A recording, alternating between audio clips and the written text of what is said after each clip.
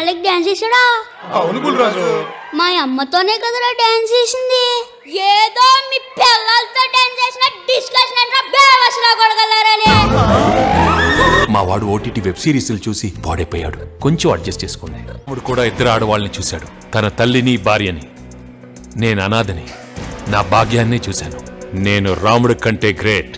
నారాయ్ ఏట్రా పిన్నొచ్చింది. పిన్న నీ ఎక్స్ గర్ల్ ఫ్రెండ్. ట్రైన్లో ఎంతమంది ఉంటే మీతోనే ఎందుకు మాట్లాడాలనిపిస్తుందో. ఎంత బాధలో ఉన్నా కూడా ఎందుకు నవ్వాలనిపిస్తుందో. నవ్వు అంటున్నారు, కాసేపు అయితే లవ్ అంటారా ఏంటి? ముదురు బెండకాయని ఓకే అంటారా ఏంటి?